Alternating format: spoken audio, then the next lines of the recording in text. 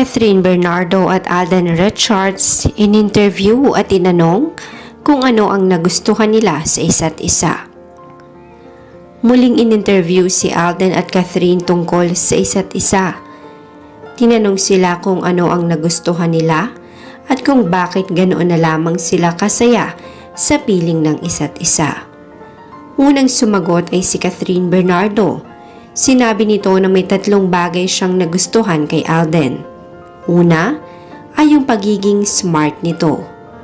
Matalino daw si Alden sa lahat ng bagay. Mapaeksena man ito o maging sa kanyang business. Ay very smart raw kapag kausap mo. Kaya okay daw iyon para kay Catherine. Second ay ang pagiging gentleman raw ni Alden.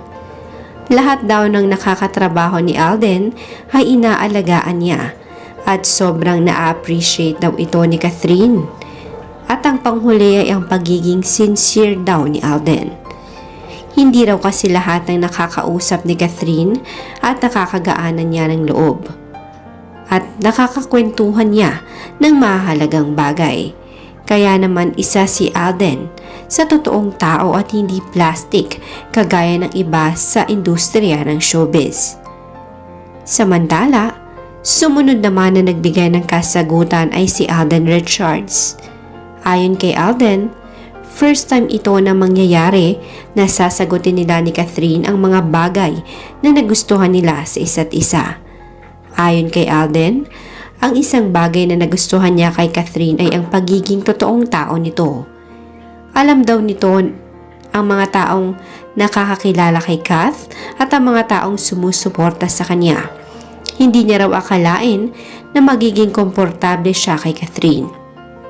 Ayon pa kay Alden, pinapagaan daw ni Catherine ang lahat ng bagay kapag magkasama sila. Maayos raw ang pagtrato nito hindi lang sa kanya, maging sa mga nakakasama na rin ni Kat sa trabaho. At naroon ang passion nito sa kanyang pagtatrabaho. Ayon pa kay Alden, hinawaan daw siya ni Catherine ng pagiging passionate nito sa trabaho. Nagpapasalamat daw si Alden dahil pinagkatiwalaan siya ni Catherine pagdating sa puso nito. At hinayaan raw siya ni Catherine na magpakatotoo rito at ilabas ang tunay na Alden around her. Na hindi niya kailangan ng wall. Kaya sobrang thankful siya kay Catherine at sobrang komportable.